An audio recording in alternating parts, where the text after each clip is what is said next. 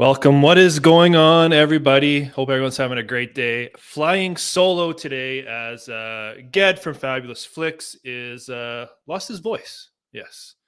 The one who can't shut his mouth can finally not speak. So it's probably a good night for his wife. But we will carry on here. Should be a fairly short review because, kind of got a mixed bag episode again. But we will get through it.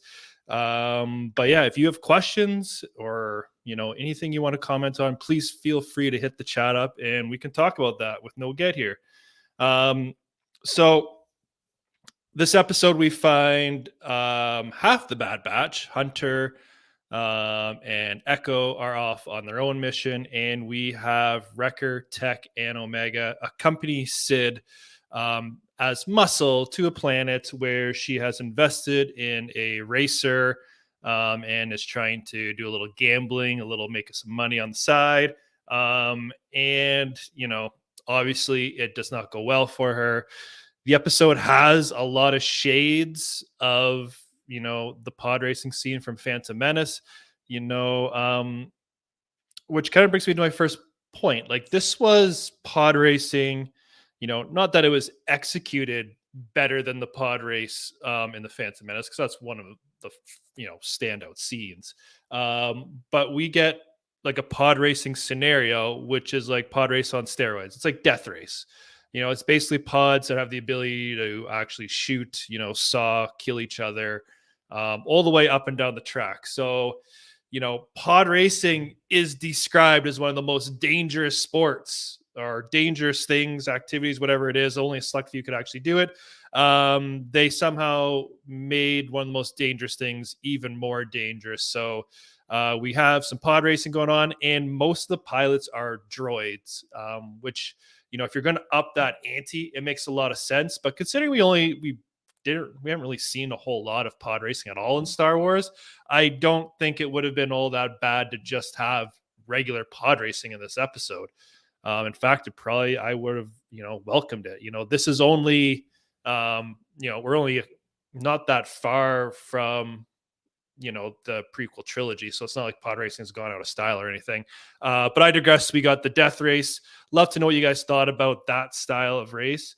The first race, was okay, but the final race I thought was a little more, the tension was a little more there. It was a little more, is entertaining. The, to kind of finish the note off on the racing piece of it, I thought they were going to have Omega be the one who pilots it in the end. And I was going to have issues with that because, we find out Anakin, right, was the only human who could do the pod racing. And obviously it was because he's obviously very gifted with the Force. And he's a skilled pilot as well. Those two things go hand in hand, which is why he's able to do it. If they were going to let Omega do this, even what seems like an even harder kind of race, I might have had some problems with it. They do let Tech do it, and like, I don't know, I guess it makes sense Tech can do it. Like, he obviously was analyzing everything, and he had a plan going in to it, so I guess it could make sense given his heightened abnormal abilities, right? So I guess it makes sense that Tech could complete that race. So I was fine with it. And you know what? We actually got more or less a tech-centered episode. We don't really see a lot of tech. So I thought that was cool. I liked the announcer for the race when they were like, and the last racer is Tech. Who is this guy? Does anyone know? Like, I don't know. That little bit of comedy actually hit for me. And I also liked, I don't know. I thought it was amusing that like the bystanders in this race were pretty much could be killed at any time, as we see with our poor guy who takes a blaster to the chest and just dies in the crowd, and nobody bats an eye. So I guess if you're going to this kind of race, you know exactly what you're signing up for. So other than that, there wasn't anything really stand outish, right? Like, you can't help but compare this race to the pod race. And I know it's not fair because one's live action, but I find, the episode 1 pod race is like, it's a great scene for me. Great sequence where This one obviously wasn't up to that, standard. It was fine. Um, what else did we have? The so I said at the beginning, it's a bit of a mixed bag of an episode, and if you've been following the reviews, I'm not a fan of the Sid character. We got a lot of Sid this episode, which again, I think in previous reviews, like there's a whole bunch of things I don't like. I think she's overused. They spend way too much time on Sid when they could be doing a lot more interesting stuff in this timeline. And like just little things like the fact that Sid doesn't have like the hiss, Bosk has like that serpent hiss every time he speaks. Like no hint to that at all, is kind of strange for a Trandoshan. But we got a pretty heavy Sid episode, and we find out that they're laying the breadcrumbs that Sid isn't nearly as trustworthy and is not who she seems to be. So they're hinting at an even bigger Sid, a lot more Sid to come. I'm wondering if they're setting up Sid's death, right? She's been kind of using the Bad Batch for a while. I wonder if there's going to come a moment where they've saved her neck a few times that she's going to potentially have to do something to save them, or keep their cover a secret, right? Because as far as the Empire knows, they're dead. But we're unfortunately going to get more Sid, but I think it might end with no more Sid. But let me know in the comments what you think. Do you like Sid? And do you think we're approaching the end of Sid in our story? And that kind of takes me into, another gripe with the episode is we still haven't progressed the storyline at all yet. So now we're 4 episodes in.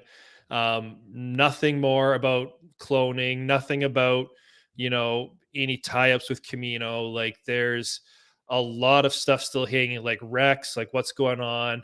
Are they, all the chips across the galaxy, like trying to free their brothers? Like there's so much juicy storylines for the Bad Batch to be working on. Especially the cloning aspect with was it Mount Tantus? And we haven't seen any of it yet. I know there's a lot of episodes to go, but I'm surprised 4 episodes in we haven't had anything related to the big storylines, that drew a lot of people into the first season, myself included.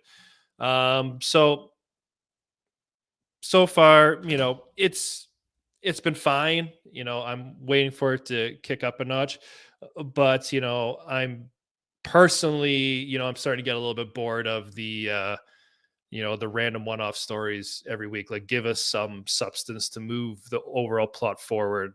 But yeah, that's kind of where I'm at. Again, fine episode, nothing to write home about. As kind of has been the whole season, to be honest, so far. But I will give this a score. I think last week I was at 7.5. This definitely comes in below that. I'm probably at, I don't know, a 7.2 this week. Again, we haven't kind of hit those highs of quality that we had in season 1 quite yet. Hopefully they start bringing it to us soon, because I don't want to keep seeing Sid storylines. But yeah, that will wrap it up for me. Let me know what you thought of this episode. Let me know. I'm curious if you are actively enjoying the Bad Batch so far. I tend to watch this show with my kids, like the animated ones. They were super excited, had pretty good reactions during season 1. They kind of just look like zombies watching this season. Like they're not reacting either way. They don't sound overly excited to be watching, each episode. I think they're more excited just to get the TV on rather than it being, new Star Wars. But that's kind of what it looks like, what it's in my household. We're kind of just gearing up, excited for the Mandalorian. But come on, Bad Batch, give us the good stuff. We've seen it in the trailer. We know the good stuff's coming. So we will see. Hopefully next week we get something a little more juicier. Ged should be back next week. Peace out, everyone, and we will see you all next Wednesday. Have a good one.